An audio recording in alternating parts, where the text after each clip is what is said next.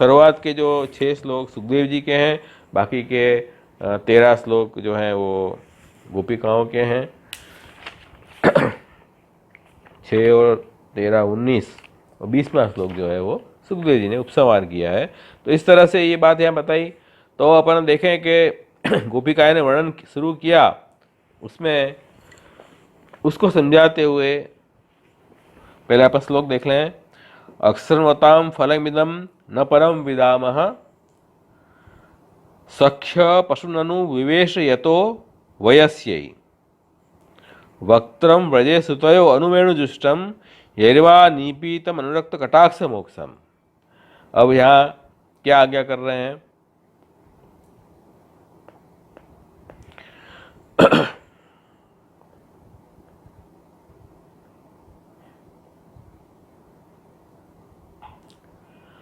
अब यह कह रहे थे ठाकुर जी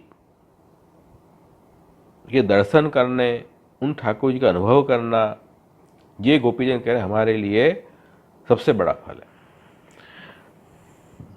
सख्य, सख्य मतलब हे सखी, परस्पर बात कर रही हैं गोपीजन के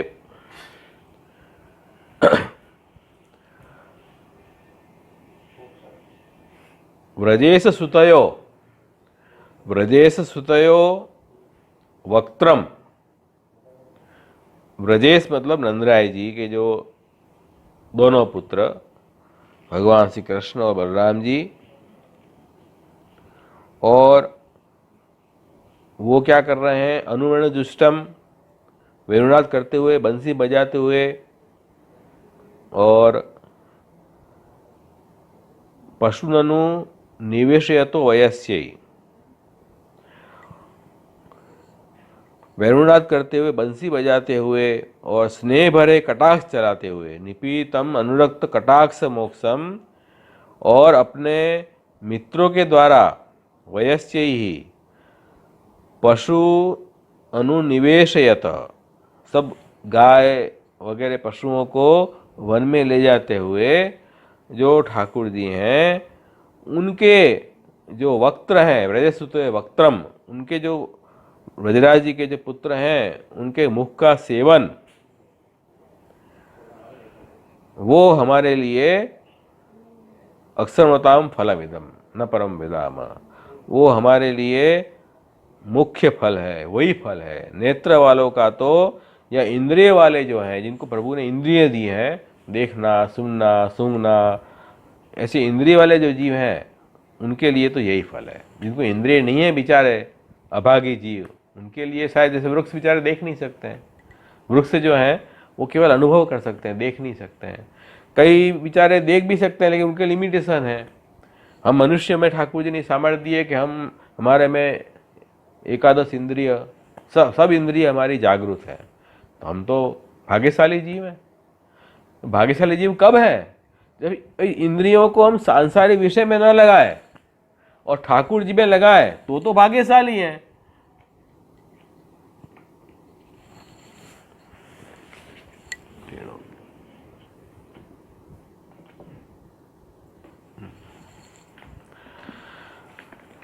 तो यहाँ गोपीजन कह रहे हैं कि जो इंद्रिय वाले हैं, जिनको प्रभु ने इंद्रिय दिए हैं या जिनको आँख दी है, उनका तो यही फल है, इन भगवान के मुखारविंद का सेवन करना, इन भगवान को सर्व इंद्रिय से अनुभव करना, यही फल है। न परम विदामः, इसके अलावा अन्य को तो हम जानती नहीं है। न विदामः, हम न विदामः, हम नहीं जानती हैं। अक्षरमताम फलमिदम, आँख वालों का तो यही फल है। यही फल देखो, ठाकुर जी कैसे गाय चरा के और वन में पधार रहे हैं, तो उनको दर्शन कब होंगे गोपीजनों को? जब ठाकुर जी अपने नंदालय में से और गोप सखाओं के साथ में जब गायों को लेके वन में पधार रहे होंगे, तब गोपीजन दर्शन करेंगे। राजभोग आरती बखत राजभोग आरती करेंगे, तब फिर तो वो वन में पधार जाएंगे। फिर गोपीजन यहाँ स्मरण करेगी घर में बैठ के। पीछे वापस दर्शन कब होंगे?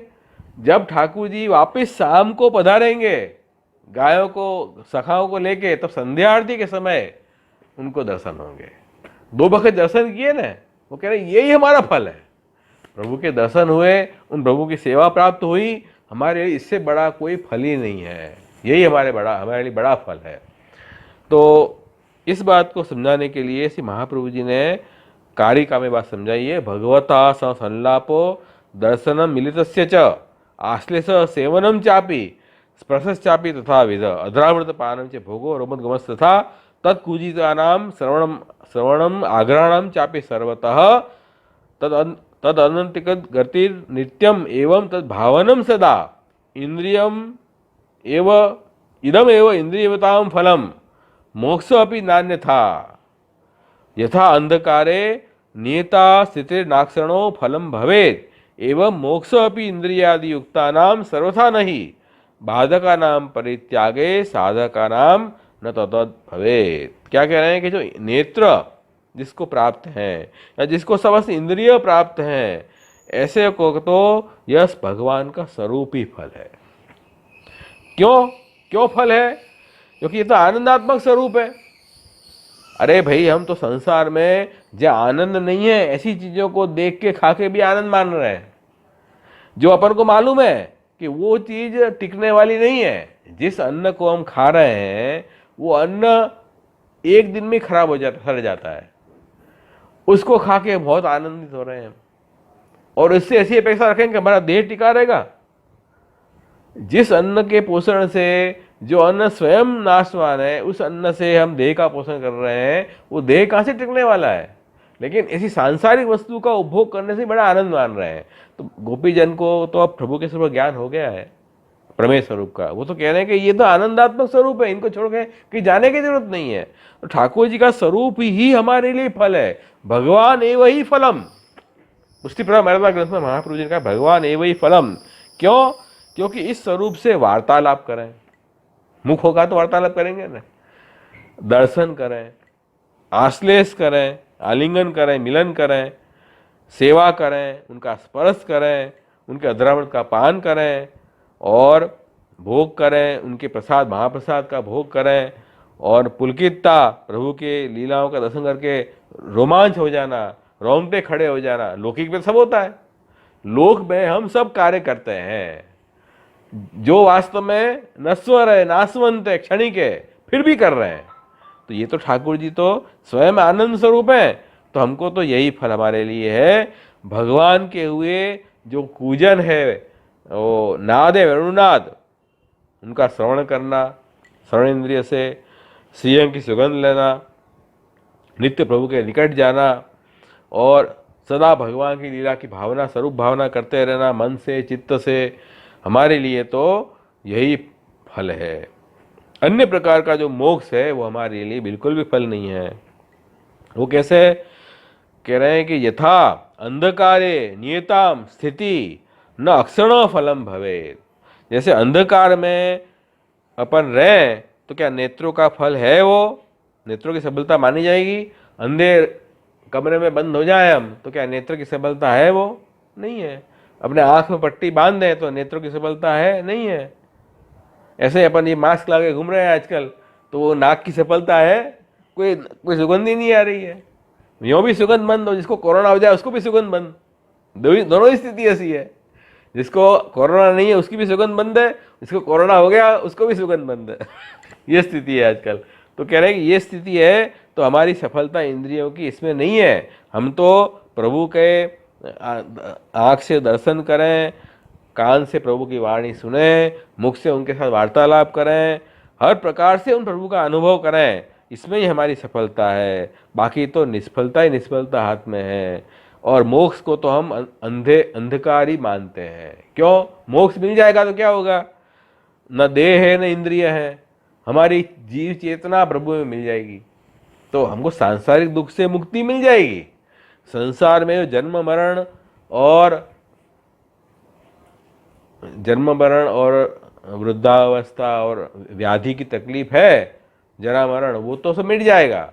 लेकिन उन प्रभु का आस्वाद कहाँ से ले पाएंगे हम? इसलिए हम तो उसको निष्फलता ही मानते हैं, ऐसे मोक्ष को। तो इस प्रकार इंद्रियधारी जो हैं उनकी तो इंद्रिया तब फलवती होती है जब ठाकुर जी इस प्रकार से उनका अनुभव हम कर पाए, नहीं तो इंद्रिया निरर्थक है। ये गोपी जनों ने कह रहे हैं। ये कारिका में श्री महाप्रभु जी ने इस श्लोक का हार्द समझाया है। फिर कह रहे हैं कि जिन इंद्रिय वालों ने भगवान की सिवाय अन्य सबको बाधक समझ के त्याग दिया है, मतलब भगवान के सिवाय जो अन्य वस्तु हैं, मतलब जो यस्य वा भगवत कार्यम यदा स्पष्ट न दृश्यते तदा विनिग्रस्तस्य कर्तव्य निश्चय देवलक्षण से महापुरुष आगे कर रहे हैं कि जो भगवान के सिवाय जो अन्य वस्तु हैं या भगवत सेवा भक्ति में उपयोगी नहीं है, उसको बाधक मान के जिन्होंने त्याग कर दिया है, और वे तो क्योंकि वो तो ये रसेश्वर भगवान को ही फल मान रहे हैं, क्योंकि इनकी इंद्रियां अलौकिक हो गई हैं और नित्य हो गई हैं, इनको लौकिक विषय में अभी इच्छा ही नहीं होती है लेने की, तो इसलिए वे भक्त आनंदमय भगवान का स्वरूप है, उनकी अलौकिक इंद्रियों से रस लेते हैं, उन्हीं को वो मोक्ष फल समझते हैं, उनका फल तो वही मोक्ष है। और जो अधिकारी नहीं है ऐसे, वो बेचारे जो मिले उससे संतोष माने, और क्या है। तो कह रहे हैं यहाँ जिनका अंतःकरण इंद्रिया नहीं है उनके लिए फिर मोक्ष फल है। अब नहीं मिला तो क्या करें, जो ज्ञान मार्गी बेचारे समाधि में ध्यान करते रहते हैं, अपन को वो कहते हैं क्या सेवा करते हो, क्या सेवा करते हो, भगवान का ध्यान करो तो अंदर विराज रहे। वो बेचारे समझते नहीं है ठाकुर जी के स्वरूप को, उनको क्या समझ में आई बात, वो बेचारे थोड़े थोड़े फल में खुश हो जाते हैं, उन्हें मोक्ष मिल जाएगा। लेकिन जो भक्त हैं वो तो कह रहे हैं कि हम तो संतुष्ट नहीं है, संतोष हो गए तो अपन को थोड़ा फल प्राप्त होगा, इसमें संतुष्टि मत रखो। संतोष कहाँ रखना है, लौकिक वस्तु में संतोष रखो, पर ठाकुर जी की वस्तु में संतोष मत रखो, तो गड़बड़ हो जाएगी।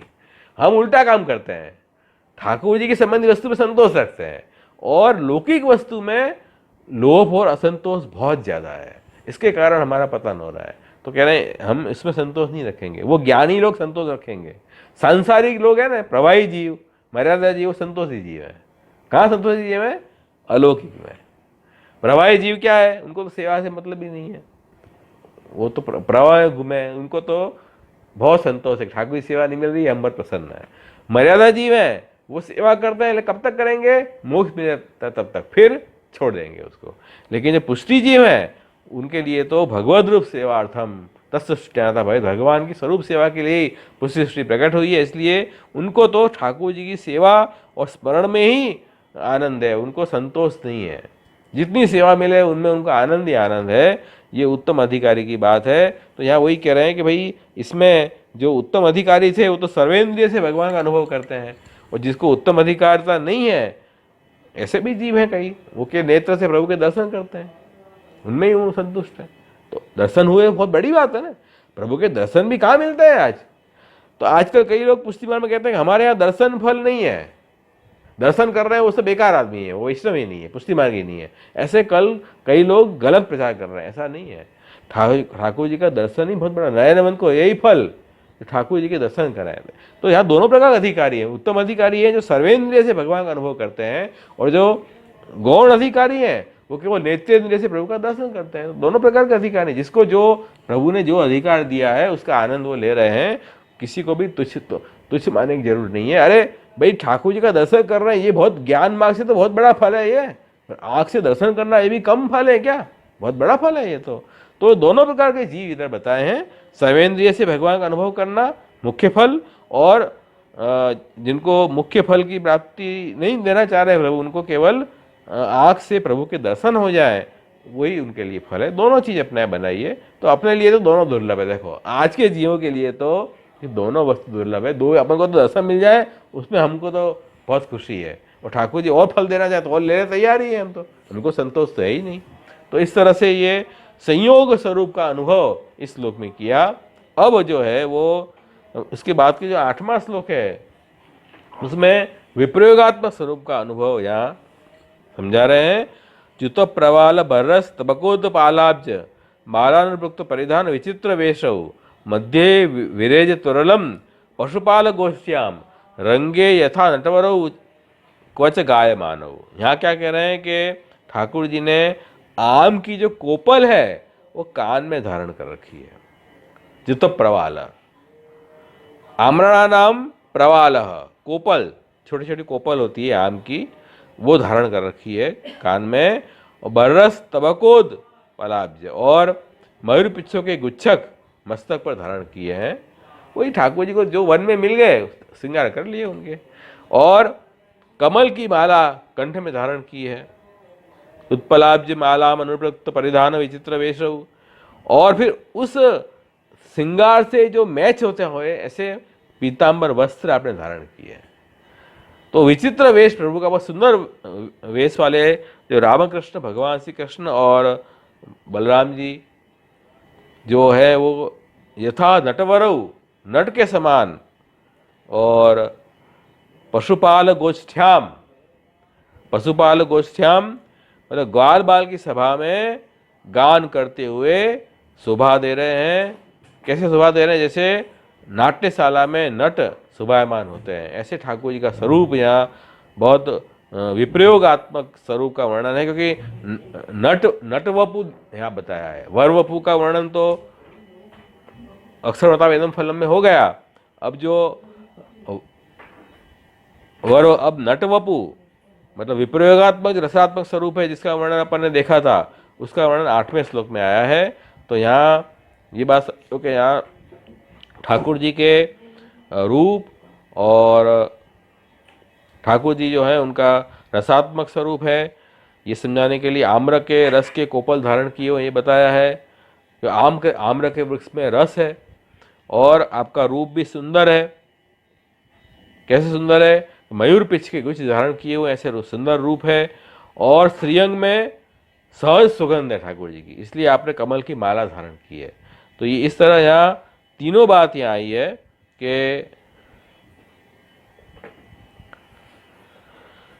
रूप और रस और सुगंध तीनों प्रभु की आनंदात्मक है। और यहाँ ये बात भी कही कि प्रथम जो कोपल की बात करी, आम्र कोपल, उसका अभिप्राय यह है कि ये फल जो रस वाला है, अर्थात रसशास्त्र में फल का ज्ञान होने पे फिर भाव की कली प्रकट होती है। अपने यहाँ फल का ज्ञान एक बार हो जाए, फिर अपने अंदर वो भाव प्रेम की एक, जैसे बी को अपन मोए बीज को, फिर बीज में से पहले कली प्रकट होती है अंकुर रूप से, फिर धीरे धीरे वो पुष्पित और फलित होती है, आगे बढ़े ऐसे। इस तरह से हमारा भाव है वो पहले कली के रूप प्रकट होगा। कैसे प्रकट होगा? जब ठाकुर जी को रसात्मक स्वरूप जानेंगे कि ये आनंदात्मक रसात्मक स्वरूप है, तब ठाकुर जी के लिए थोड़ा भाव प्रकट होगा। वो प्रथम अवस्था है, प्रेम की अवस्था। और उस कली के समान मयूर पुच्छ को गुच्छ कहा है कि वो भाव रूप कली का फिर पुष्प रूप होकर अव्यक्त रसादि को व्यक्त करा के अनुभव कराने में सहायभूत होती है। वो कह रहे हैं कि फिर वो प्रेम रूप जो भाव है वो फिर आसक्ति रूप में बदलेगा। तो वो उसको यहाँ कली के समान ही बताया है, क्योंकि आसक्ति भी तो अभी तो मध्यम निरोधी है, बाद में वो आसक्ति भी व्यसन अवस्था में पहुंच जाएगी, तब वो पुष्पित हो जाएगी, पुष्परूप बन जाती है। इसलिए यहाँ कमल की माला भी आपने धारण की है।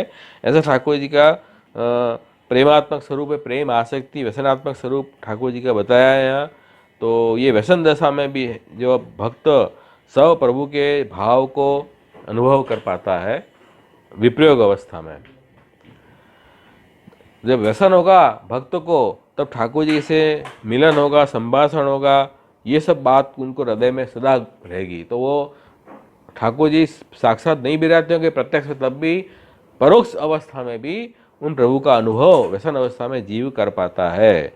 ये बात भी यहाँ समझाए। इस प्रकार यहाँ जब भावात्मक भगवान का आविर्भाव होता है, तो स्वामी जी के संबंध से वो रस का अनुभव वो जीव को प्राप्त होता है। तब ठाकुर जी क्या करेंगे? नृत्य करके गायन भी करेंगे वो भक्त के साथ। तो ये बात यहाँ करें, क्व गाय मानव रंगे यथा नटवरऊ क्वच गाय मानव।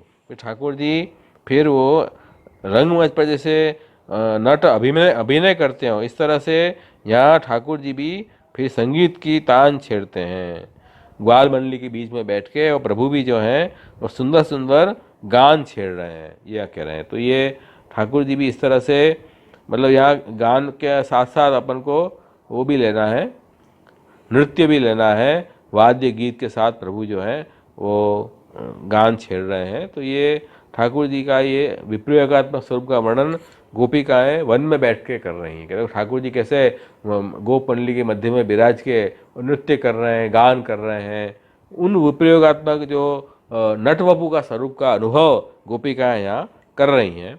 ये श्लोक में वर्णन आया। उसके बाद फिर कह रहे हैं कि ये जो वेणु ने ऐसा क्या तप किया है।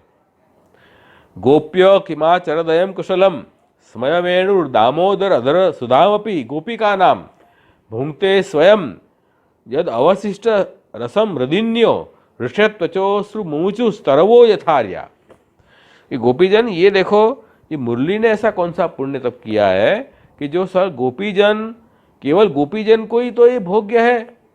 ये ठाकुर जी का अधरामृत पान है, दामोदर भगवान का जो अधरामृत पान है वो तो गोपीजन ही योग्य है इसके। तो फिर ये वेणु पान कर रही है, तो वेणु को ऐसा क्या, कौन सा पुण्य किया वेणु ने कि वो अधरामृत का आस्वाद वेणु को मिल रहा है।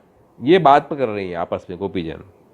और अधरामृत का पान करके जो शेष जो रस है, अधर रस, उसको झरने, वो झर रहा है तो वृक्ष भी भोग कर रहे हैं, नदी भी आनंदित हो रही है। तो ये तो आनंद के आंसू गिरा रहे हैं। मतलब यहाँ वही कह रहे हैं कि देखो, वेणु पुरुष जाति के होने पर भी यहाँ कह रहे हैं कि पूर्व जन्म में इन्हें ऐसा कौन सा तप किया, साधन किया कि जिससे हम गोपियों की ये संपत्ति है, प्रभु का आदर सुधा। तो फिर स्वयं ये इस प्रकार ये वेणु पिए जा रहा है और हम लोगों के लिए थोड़ा रस भी शेष नहीं रहेगा। ठाकुर, ये सब ठाकुर जी का रस पी जाएगी। और उस वेणु को, इस वेणु को अपने रस से खींचने वाली जो रदिनियाँ आज कमलों के मिस रोमांचित हो रही है। अपने वंश में भगवत प्रेमी संतान को देखकर श्रेष्ठ पुरुष के समान वृक्ष भी इसके साथ अपना संबंध जोड़कर आंखों से आनंद आंसू बहा रहा है। ये क्या कह रहे हैं कि देखो, ये वेणु कहाँ से बना है, वृक्ष के काष्ठ में से वेणु बना है ना। तो वेणु ये वृक्ष की संतान है, ये कह रहे हैं। इसलिए यहाँ संतान की ये कर्तव्य है कि अपने जो जनक है उनका पोषण करें। तो वेणु उस रस को इनको भी दे रही है, वृक्ष को भी। इसलिए वृक्ष भी जो है वो आनंद अश्रु से स्रवित हो रहे हैं। ये यहाँ बात कर रहे हैं कि ऐसा प्रभाव वेणुनाथ का इन पे भी पड़ा है।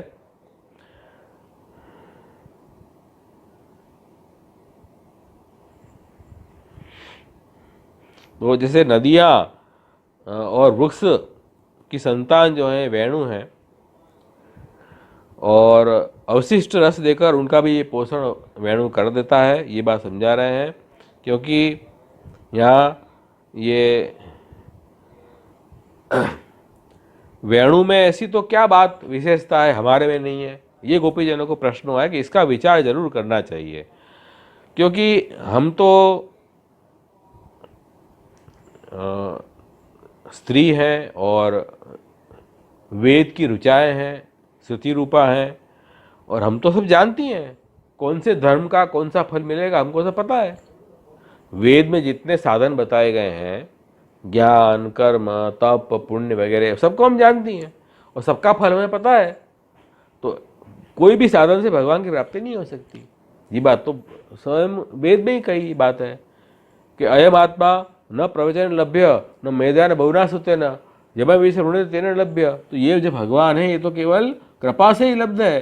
तो हम तो सब जानते हैं ऐसे कोई साधन तो है नहीं जिससे वेणु को इसका लाभ मिल रहा है। तो वेणु ने इसका क्या ऐसा तप किया, वेणु ने इसको इतनी उच्च कोटि का फल प्राप्त हो रहा है।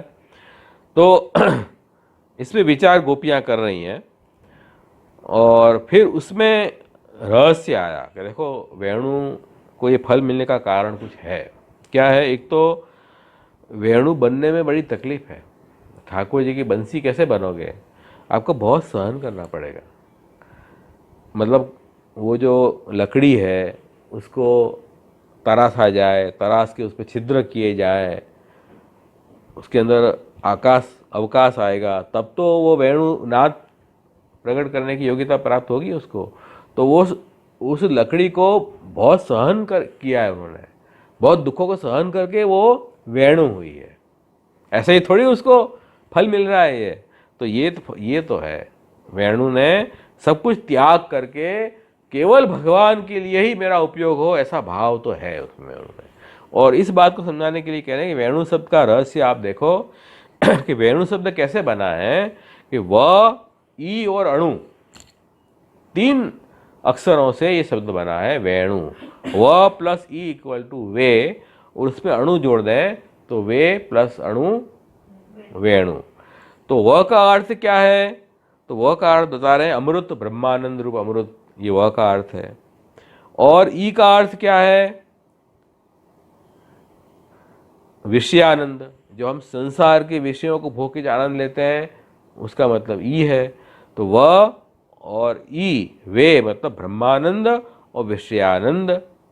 और फिर अणु, ये दोनों से जिसने तुच्छ कर जिसको छोड़ दिए हैं, दोनों जिसके लिए अणु है। अणु मतलब साव तुच्छ, मतलब विषयानंद छोड़ ही दिए, ब्रह्मानंद जैसी वस्तु है उसको भी जिसने त्याग कर दिया है, तुच्छ समझा है, दोनों प्रकार के सुखों का जिन्होंने त्याग कर दिया है और केवल अन्य को आनंद देना है, खुद का भी स्वार्थ नहीं है। देखो वेणु का क्या स्वाद है? वेणु का तो यही है, माध्यम है केवल, कि ठाकुर जी का अधर सुधा जो है वो अपन डायरेक्टली भोग नहीं कर सकते, तो वेणु के नाद में वो प्रकट होगा, वो नाद को अपन श्रवण करेंगे तब वो अधर सुधा हमें प्राप्त होगा। तो वेणु तो एक केवल माध्यम है ना। तो ये वेणु ने अपना बहुत बड़ा त्याग किया है, समर्पण का भाव वेणु में अपन को झलक रहा है। ये धर्म ऐसा है जिस धर्म से इसने ठाकुर जी का अधरामृत का संबंध इसको हुआ है। ये धर्म अपने में आए तो अपन को भी मिले, क्यों नहीं मिले? तो कह रहे हैं कि ये यहाँ दिखा रहे हैं कि साधन, मर्यादा के साधन जो है तुच्छ गिने हैं, ऐसा कोई साधन नहीं है जिससे भगवान वश हो जाए। केवल दीनता और समर्पण का भाव जो है वही पुष्टि मार्ग में साधन है।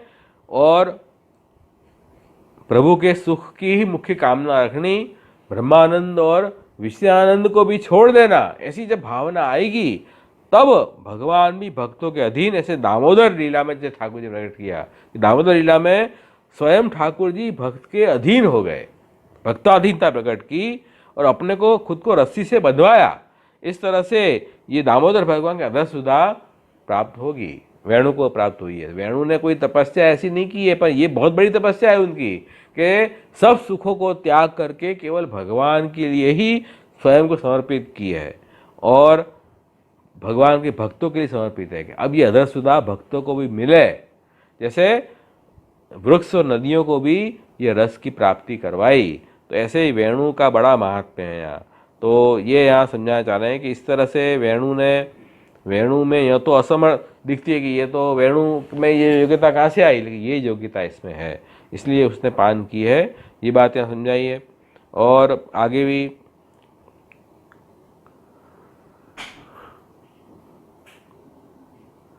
तो नदियाँ भी उस रसपान से आनंदित हो गई और जो वृक्ष हैं, पेड़ हैं, उस भी रस का पान करके आनंदित हुए, रोमांच हुए और अपनी असुर बकरंद मधुधारा वो प्रकट करने लगे, वृक्ष भी, ये वेणुनाथ के श्रवण से। तो ऐसा प्रभु का ये वेणुनाथ का वर्णन यहाँ आया है। तो इससे अपन को ये समझना है कि हमको भी वेणु जैसे समर्पित अपन होंगे प्रभु के लिए, तब अपन को इसका अधिकार प्राप्त होगा। इतना सरल नहीं हम समझ रहे हैं इतना।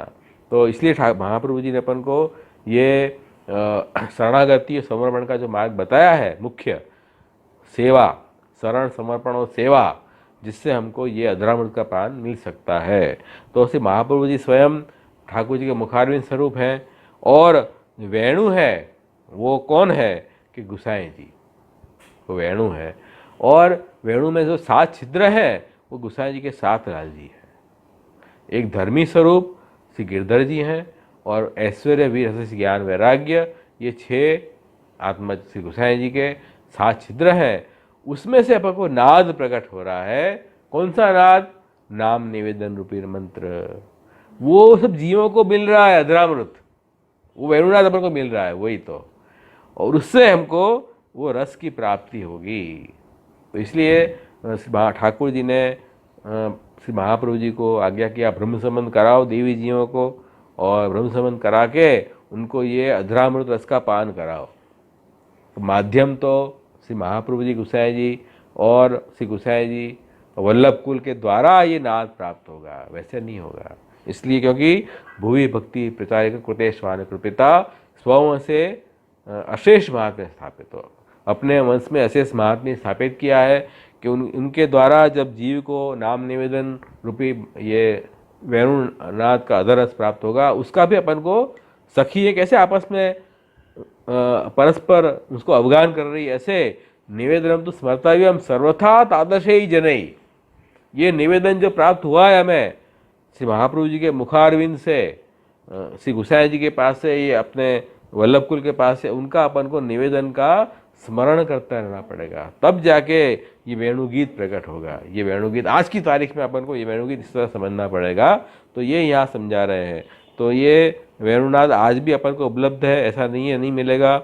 उसके बाद में अंत में 10वें श्लोक में कह रहे हैं कि वृंदावनम सखी भुवो वितरोति कीर्तिम यद देवकी सुत पदाम्बुज लब्ध लक्ष्मी गोविंद वेणु अनुमत्त मयूर नृत्यम प्रेक्ष्यादि सान्व वरतान्य समस्त सत्वम। देवकी जी के पुत्र के चरण कमल से जिसने सुंदरता प्राप्त की है, और वो कौन? भूमि, वृंदावन। वृंदावन ने क्या सुंदरता प्राप्त की है कि देवकी जी के पुत्र भगवान श्री कृष्ण के चरणाविंद को प्राप्त, चरणाविंद का स्पर्श प्राप्त हुआ उनको, ये भूमि को, वृंदावन भूमि को, जिसके कारण वृंदावन पूरी पृथ्वी की कीर्ति बढ़ा रही है, जो कह रहे हैं। ये जो अब तीसरी बात आई, ठाकुर जी वृंदावन में प्रवेश कर रहे हैं, स्वरूप की बात आ गई, वेणुनाद में गुण की बात आ गई, अब ठाकुर जी वृंदावन में प्रवेश कर रहे हैं, वो बात यहाँ आई। तो वही कह रहे हैं कि वो गोविंद के वेणु के अनुसरण करने से जो मयूर मत बन गए हैं, और मयूर के नृत्य को देखकर गिरिराज के ऊपर सब प्राणी स्थित होकर मूक बन के बैठे हुए हैं।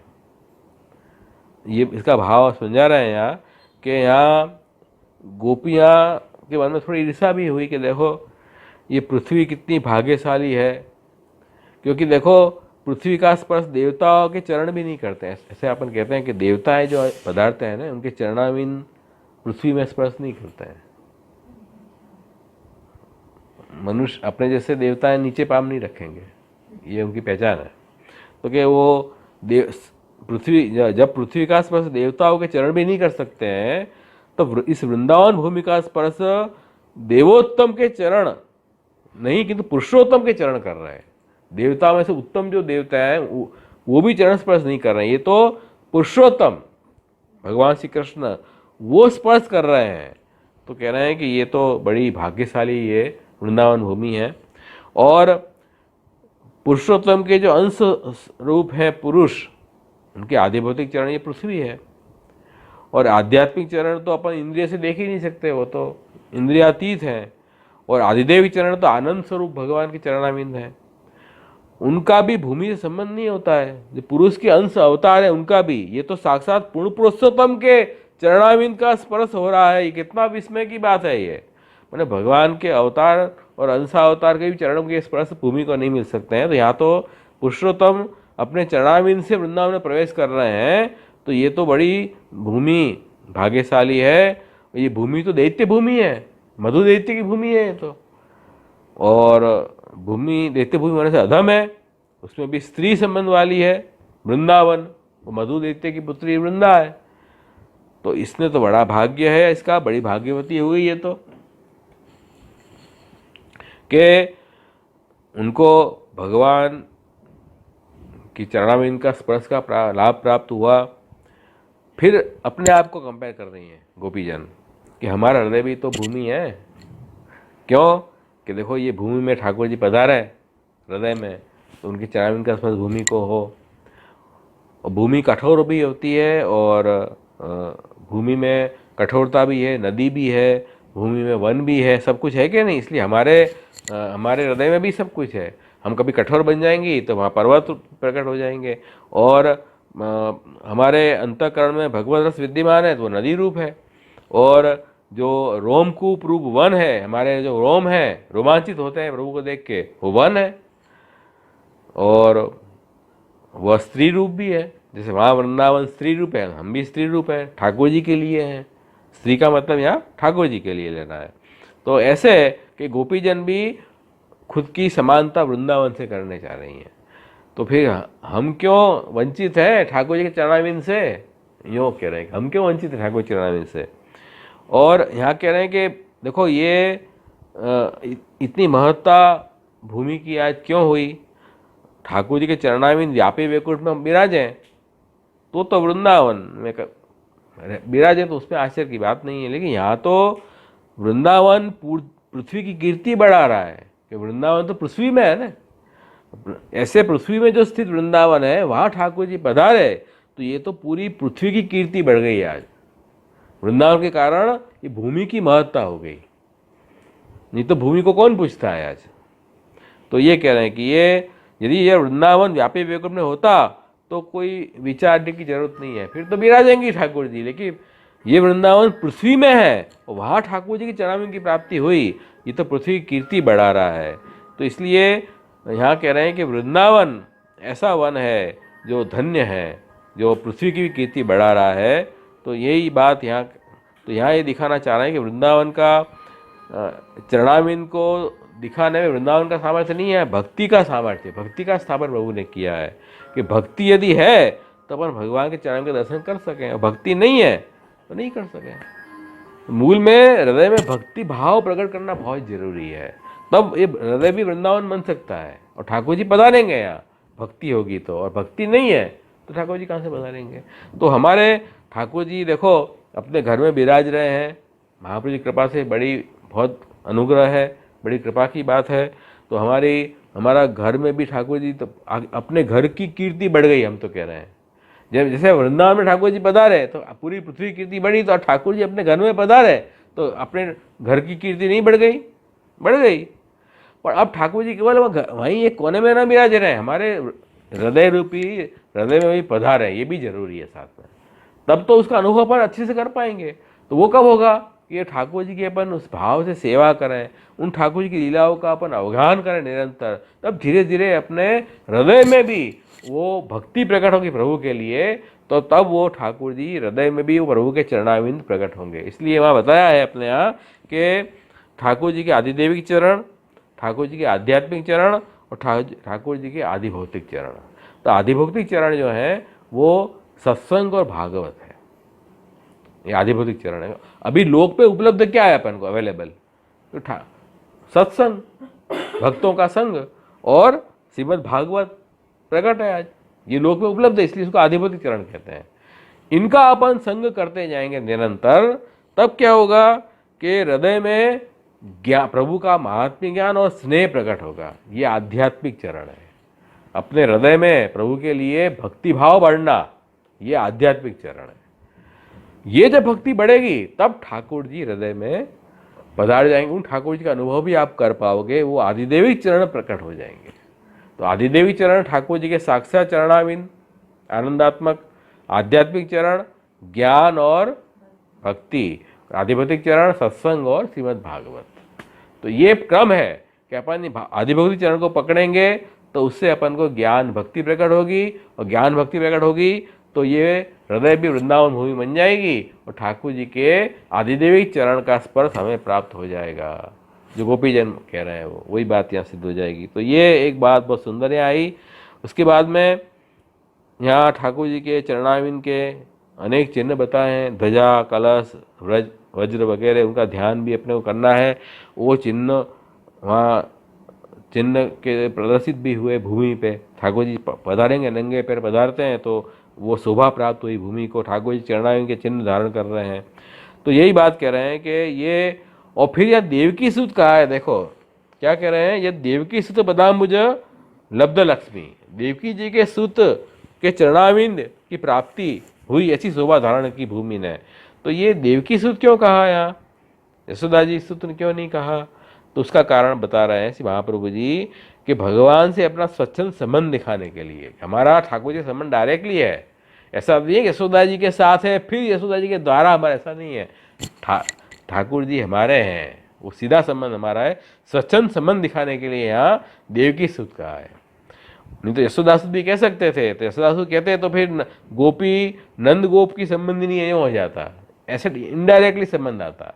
इसलिए वो दूसरी बात, ये गोपिकाओं की अपनी भावना है। अपन को तो देखो एक बात समझ लो कि गोपिकाएं ये बात कर सकती हैं, अपन तो वल्लभ के हैं और वल्लभ के द्वारा ठाकुर जी का संबंध अपना है, डायरेक्ट अपना संबंध नहीं है, अपना इतना अधिकार ही नहीं है। तो गोपिकाओं को तो ये भाव का दान दिया है, तो अपन वल्लभ के हैं, वल्लभ के कारण ठाकुर जी संबंध जुड़ा है अपना। अपने में ये योग्यता नहीं है कि हम डायरेक्ट ठाकुर जी के संबंध जोड़ लें, ऐसा अपने में योग्यता नहीं है। दूसरी बात यहाँ बताई कि यहाँ देवकी सुत कहा, देवकी पुत्र क्यों नहीं कहा? तो कह रहे हैं कि पुत्र शब्द न देकर सुत पद किया। इसका भाव यह है कि भगवान के साथ देवकी का केवल प्रकट होने का संबंध है, अन्य कुछ संबंध नहीं है। फिर तो देवकी जी के प्रकट होकर तो यहाँ आ गए, व्रज में पधार गए ठाकुर जी, और संबंध क्या है? खाली प्रकट हुए बस, बाकी तो यहीं बड़े हुए खेले, सब यहीं हुआ है। तो ये भी एक उनका अपना भाव है। और स्त्रियों पे प्रकट कृपा किए ठाकुर जी ने, इसलिए वसुदेव सुत ने कि देवकी सुत कहा, क्योंकि स्त्री की प्रधानता है, स्त्री भाव की प्रधानता है मूल में। तो इस तरह से ये भक्ति मार्ग में ठाकुर जी के चरणामिंद, और ये भी चरणामिंद कैसे हैं? देवकी सुत पदाम्बुज, अंबुज कमल, चरण कमल है प्रभु के, तो चरण को कमल के साथ सरखाया है। क्यों सरखाया है? कमल जो है वो जल से प्रकट होकर ताप हारक बनते हैं, इस तरह हमारे भी ताप का नाश करेंगे, ऐसे ये चरणाविंद हैं। ऐसी शोभा ये भूमि प्राप्त कर रही है, तो ये भूमि भी धन्य है। तो इस तरह से यहाँ कह रहे हैं कि वैरुनाथ सुनने से क्या हुआ, और क्या हुआ, और ये बात हुई कि वैरुनाथ सुनने से जो जैसे नील में गर्जना करते हैं वर्षा ऋतु में, तो उसको सुनकर मयूर मत होकर नृत्य करते हैं। इस तरह ठाकुर जी ने जो वैरुनाथ किया, वो वैरुनाथ से ये नृत्य कर रहे हैं।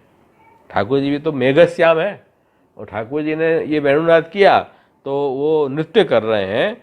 नृत्य का मतलब क्या लेना? ऐसे डांस, अपनी देह की सुधि नहीं रहे, भक्ति के उद्रेक में, प्रभु प्रेम में इतने अपन विवश हो जाए कि देह का अनुसंधान न रहे, ठाकुर जी में तन्मयता प्राप्त हो। बिना नृत्य गाने न कथम भक्ति भवे, नृत्य गान के बिना तो भक्ति कैसे होगी?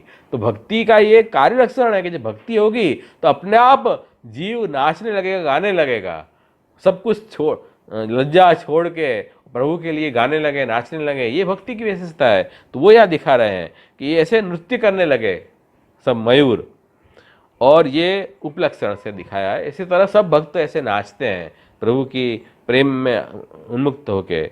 और फिर कह रहे हैं कि वैरुनाथ से ये देह विस्मृति, और फिर कह रहे हैं भक्ति की वृद्धि वृंदावन में हो गई वैरुनाथ से, ऐसी भक्ति बढ़ी, ये वृंदावन की प्रशंसा है।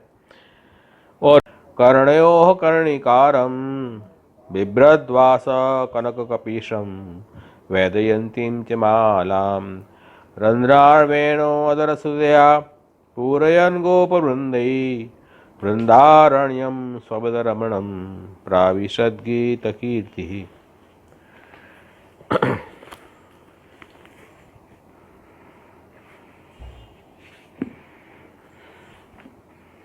कल हम लोग ने ये बात देखी कि भगवान का जो वेणुनाद है वो ब्रज गोपिकाओं ने अपने घर में बैठ के सुना, और प्रभु ने इस तरह का अलौकिक वेणुनाद किया कि जिससे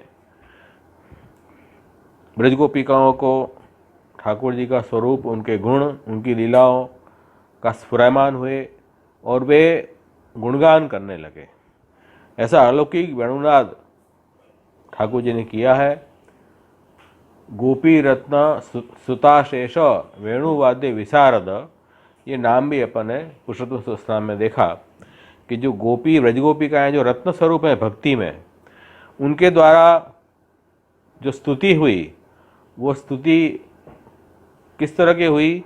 अशेष वेणुवाद्य विशारद, संपूर्ण स्तुति इस तरह की कि जैसे वेणुवाद प्रभु ने किया वैसी स्तुति गोपिकाओं ने की। तो ये आपकी विशारदता, वेणुवादन में आपकी विशारदता, यहाँ स्पष्ट झलक रही है कि ये जो वेणुनाद है वो कोई लौकिक ध्वनि नहीं है, जैसे लौकिक में कोई फ्लूट बजावे और अपन को सुनाई देवे, ऐसी एक वेणुनाद नहीं है। ये अलौकिक वेणुनाद है कि जिसमें प्रभु के स्वरूप गुण लीलाओं का ज्ञान गोपिकाओं को हुआ, प्रभु के स्वरूप को हृदयारूढ़ कर पाए वो। और जैसे लाइव टेलीकास्ट, जैसे हम क्रिकेट मैच देखते हैं कि जिसमें टीवी के द्वारा हम यहाँ घर बैठे बैठे और जहाँ स्टेडियम में मैच हो रही है वो अपन देख पा रहे हैं, इस तरह से व्रज गोपिकाएँ वन की जो लीलाएं हैं उनका अनुभव कर रही हैं बैठ के, उनको स्पष्ट दिखलाई दे रहा है। तो ये जो है, जैसे भौतिक में हमने ये सिस्टम तैयार की है कि हम जैसे नेटवर्क के द्वारा या इंटरनेट के द्वारा या ये जो सैटेलाइट के द्वारा हम यहाँ बैठे हुए दूर की चीज़ देख सकते हैं, सुन सकते हैं। इसी तरह ये तो भौतिक नेटवर्क की बात है, आदि भौतिक। ये आदि देवी की जो है वो नेटवर्क है प्रभु का, कि क्योंकि ठाकुर जी तो ऐसे हैं कि सर्वात्मा है, सर्वेश्वर हैं और सभी जगह आप व्याप्त हैं, अंदर बाहर सब जगह ठाकुर जी विराज रहे हैं। तो उनसे नेटवर्क जोड़ने की बात रही ना। अब तो देखो नेटवर्क तो सब जगह फैला हुआ है, जैसे मोबाइल का नेटवर्क सब जगह फैला हुआ है। आपको मोबाइल इंस्ट्रूमेंट लेना है, उसमें सिम कार्ड डालना है और शुरू कर देना है, तो आप वो देख सकते हो, यहाँ बैठे बैठे सब कुछ दुनिया भर आप देख सकते हो। इसी तरह प्रभु का जो नेटवर्क है अलौकिक नेटवर्क है। ठाकुर जी तो सबकी आत्मा है, सर्वात्मा होने से सब जगह भगवान विराज रहे हैं, अपने अंदर भी विराज रहे हैं, बाहर भी विराज रहे हैं, कण कण में ठाकुर जी विराज रहे हैं। उन प्रभु का अनुभव करने की जगह अपने में भक्ति चाहिए। भक्ति के बिना उस प्रभु का अनुभव नहीं कर पाएंगे। तो भक्ति रूपी इंस्ट्रूमेंट अपने पास है तो हम अपने घर बैठे उन प्रभु की ब्रज लीला का अनुभव भी कर सकते हैं। ये खास इसमें वेणुगीत में दिखाया है। तो उनको ये आसक्ति लेवल पे ये बात हो सकती है। तो ठाकुर जी ने सब अविद्याएं दूर की, उनकी ब्रज गोपिकाओं की पंच पर्व अविद्या, देहाध्यास, इंद्रियाध्यास, प्राणाध्यास, अंतकरणाध्यास, स्वरूप अज्ञान सब दूर किए और फिर ब्रह्म विद्या का दान किया। ये श्लोक के द्वारा बरहा पीदम नटवर वपुहु कर्णयो कर्णिकार, ये जो श्लोक है इसके द्वारा ब्रह्म विद्या का दान जब गोपिकाओं को हुआ तब ठाकुर जी के स्वरूप को वो अच्छी तरह से समझ गई, जान पाई। देखो अब इसमें एक बात समझनी है कि जो वेणुगीत में ये तीसरा श्लोक दिया है, तद व्रजस्त्रिय आश्रित्य वेणुगीतम स्मरोदयम काश्चित परोक्षम कृष्ण से स्वसखिभ्य अन्ववर्णयन। तो यहाँ ये कह रहे हैं कि ठाकुर जी की वंशी ध्वनि जो भगवान ने की उसको आपने, वो कैसी वंश ध्वनि थी कि स्मरोदयम, प्रभु के मिलन की आरती जगाने वाली ये वेणुगीत थी, वेणुनाथ था। उसको सुनकर गोपी जने अपनी सखियों के साथ में प्रभु के प्रभाव का वर्णन परस्पर करने लगी, लेकिन फिर कर नहीं पाई। इसमें दिया है कि जब करना चाहा उन्होंने तो वो वर्णन आपस में करना चाहा, लेकिन वो अच्छी तरह कर नहीं पाई। क्यों? स्मरवेगेन विक्षिप्त मनस, उनका जो मन विक्षिप्त हो गया, बहुत भावुकता आ गई। मतलब क्या है कि कोई चीज़ में बहुत जब भावुकता आ जाती है ना तो हम स्वयं बोल नहीं पाते हैं, कुछ काम नहीं कर पाते हैं। इच्छाएं तो बहुत होती है लेकिन कर नहीं पाते हैं। ऐसी स्थिति गोपिकाओं की होगी। उनकी आसक्ति लेवल की भक्ति यहाँ सिद्ध हुई है। मध्यम निरोध सिद्ध किया है ठाकुर जी ने। प्रेम, आसक्ति, व्यसन, ये तीन जो भक्ति की अवस्था है उसमें आसक्ति अवस्था सिद्ध की है। इस कारण कह रहे हैं कि वो वर्णन करना चाहा लेकिन वर्णन कर ना पाई। तब ठाकुर जी को बड़ी दया आई कि देखो मेरे भक्तजन मेरा गुणगान करना चाह रहे हैं लेकिन कर नहीं पा रहे हैं। तब सुखदेव जी को प्रेरणा की। तो सुखदेव जी ने ये बरहा पीदम वपु, ये जो 5वां श्लोक है इसका गान किया, जिसके अंदर, इस श्लोक के अंदर प्रभु के स्वरूप का वर्णन है, प्रभु के वेणुनाथ का वर्णन है, जिसको हम नाम लीला कहते हैं, स्वरूप नाम और फिर लीला। वृंदावन में प्रवेश किया। ये श्लोक में क्या आया है कि सिर पर मोर पुष्प का मुकुट, कान में कनेर के पुष्प और श्रीअंग पर सुवर्ण जैसा पीत वस्त्र, पीतांबर धारण किए हुए हैं, कंठ में वैजयंती माला धारण की हुई है और नट और वर के समान रूप स्वरूप वाले ठाकुर जी हैं और जिनकी कीर्ति का गान सब उनके सखा गोप सखा कर रहे हैं। ऐसे भगवान हैं। ये ठाकुर जी के स्वरूप का वर्णन है। और फिर वो भगवान क्या कर रहे हैं? अपने अधरामृत से वेणु के छिद्रों को पूर्ण करते हुए वृंदावन में अपने चरणाविंद से प्रवेश कर रहे हैं। तो ये अब ये जो बात आई कि वेणु के छिद्रों को पूर्ण कर रहे हैं, ये वेणुनाद नाम लीला है। तो स्वरूप और नाम और गुण आ गए, उसमें गुण भी आ गए, क्योंकि वेणु में 7 छिद्र हैं, उसमें एक धर्मी स्वरूप और बाकी ऐश्वर्य, वीर, यशस्वी, ज्ञान, वैराग्य, ऐसे 6 छिद्र धर्म के हैं, गुण के हैं। ऐसे धर्मी और उनके धर्म गुण, ऐसे ये वेणुनाद में गुण भी आ गए। और फिर ऐसे भगवान ने क्या किया, अपने चरणों के स्पर्श से सुंदर रमण स्थल बने हुए वृंदावन में प्रवेश किया। तो वृंदावन में रमण की लीला यहाँ की, तो ये वन लीला प्रभु कर रहे हैं यहाँ, तो ये वन लीला, ये प्रभु की लीला है। तो स्वरूप, नाम और लीला, स्वरूप, गुण, लीला, तीनों का इसमें वर्णन किया सुखदेव जी ने। इसलिए हम ये श्लोक मंगलाचरण में खास वैष्णव पाठ करते हैं। तो इसमें ठाकुर जी के संपूर्ण प्रमेय स्वरूप का वर्णन हो जाता है। ठाकुर जी जैसे रसात्मक स्वरूप है, प्रभु अपने भजनीय स्वरूप जो है वो कैसे हैं, ऐसे स्वरूप का वर्णन यहाँ किया है। तो ये स्वरूप का वर्णन सुनने के बाद फिर यहाँ 6ठे श्लोक में ये बात आई, इति वेणुरवम राजन सर्वभूत मनोहरम श्रुत्वा व्रजस्त्रिय सर्वा वर्णयंती अभिनेमिरे।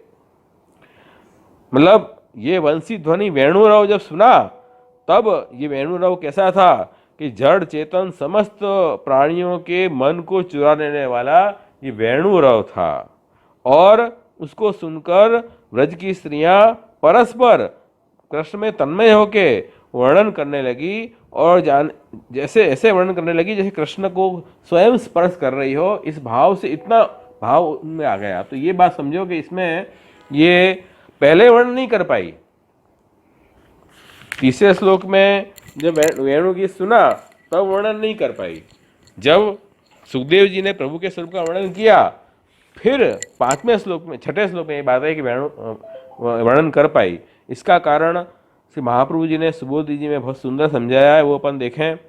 फिर भी श्लोक पे वापस मैं आता हूँ, बराबर वाले श्लोक के ऊपर। यहाँ आप आज्ञा कर रहे हैं कि पहले वाले श्लोक में जो वेणुनाद है और दूसरे श्लोक में जो वेणुरव है, दोनों में भेद है। क्या भेद है? पहले केवल नाद था, उसमें अधर सुधा पूर्ण करते हुए प्रभु ने वेणुवाद नहीं किया था, केवल नाद था। और दूसरे श्लोक में ये रव जो है, वेणु रव शब्द का प्रयोग किया है, उसमें अधर सुधा, प्रभु के अधर में जो सुधा विराज रही है वो उसमें सम्मिलित है। और वो क्या है?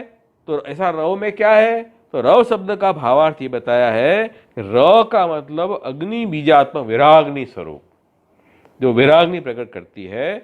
और व, र व, वेणु रव, वह क्या है? अमृत बीज है जो विराग्नि को शांत करता है। तो ऐसे ये कह रहे हैं कि ये जो वेणुनाथ से, राज श्रवण से जो उत्पन्न वैराग्नि हुई, उससे फिर मन विक्षिप्त हो गया, मन विक्षिप्त हो गया, वर्णन नहीं कर सकी।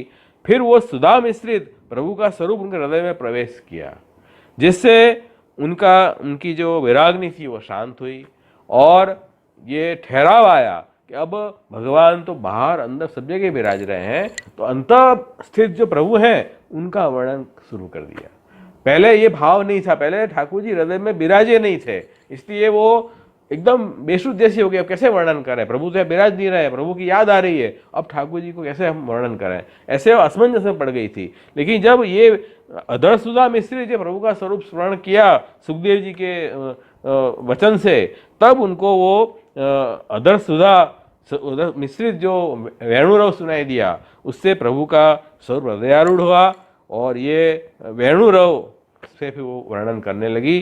तो ये बात 6ठे श्लोक में आई है। फिर उन्होंने 7वें श्लोक से वेणु गीत शुरू हुआ है। तो अपन पहले ये 5वें श्लोक में जो बरापीडम श्लोक है उसका थोड़ा सा अर्थ अपन समझ लें, फिर अपन 7वें श्लोक में जाएंगे।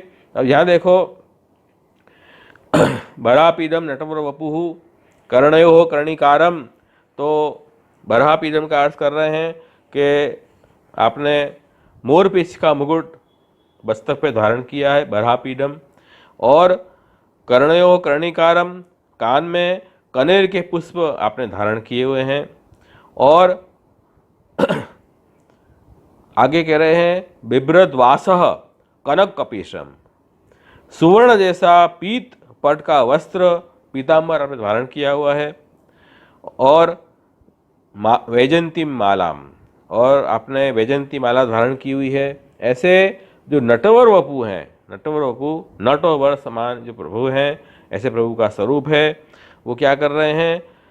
अधर सुदया वेणो रंध्रान पूरयन, अपने अधर में जो सुधा अमृत है, उस अमृत से वेणु के जो छिद्र हैं उनको पूरयन पूर्ण करते हुए, वो जो गीत कीर्ति, जिनकी कीर्ति का गान उनके सखाए कर रहे हैं, ऐसे गीत कीर्ति भगवान जो हैं वो गोप वृंदई सह, अपने गोपों के साथ में, और स्वपद रमणम, अपने चरणारविंद को स्पर्श से सुंदर जो वृंदारण्यम, वृंदावन में आप प्राविशद, प्रवेश किया है।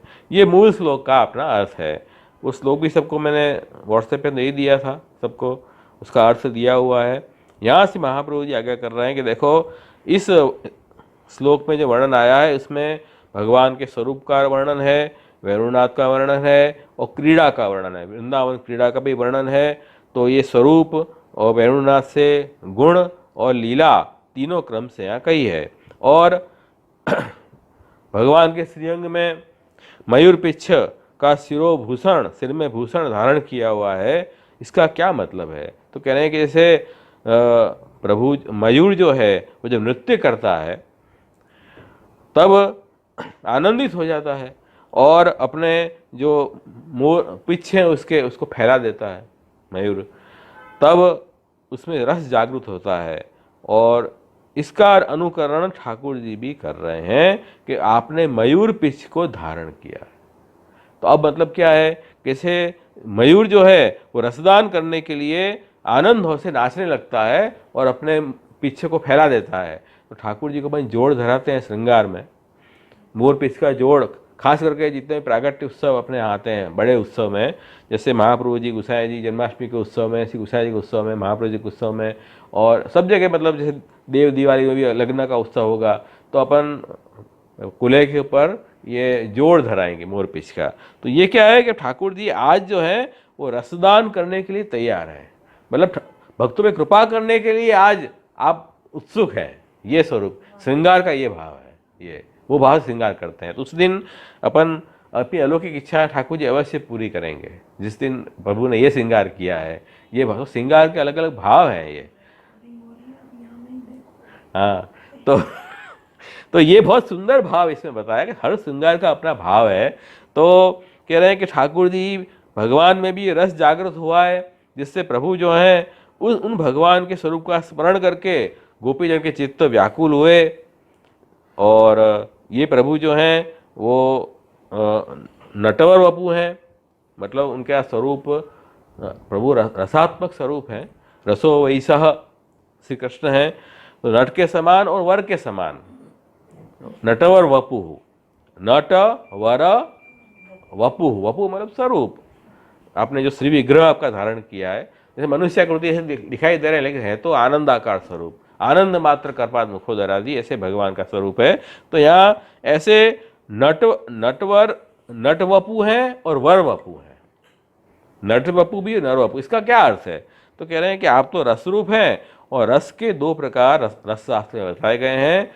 जैसे एक तो केवल रस है और एक धर्म सहित रस है। केवल रस का अनुभव कहाँ होगा?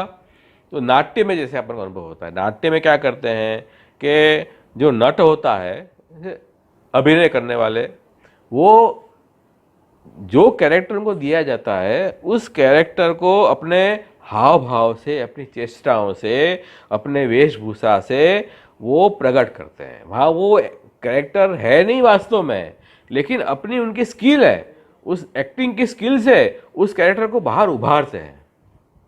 तो अपन को वही अनुभूति होती नहीं, वही व्यक्ति है ये, तो ऐसी अनुभूति होती है ना, वहाँ वास्तव में तो नहीं है। तो वो केवल अपने हृदय में, अंतःकरण में वो रस की अनुभूति अपन कर सकते हैं।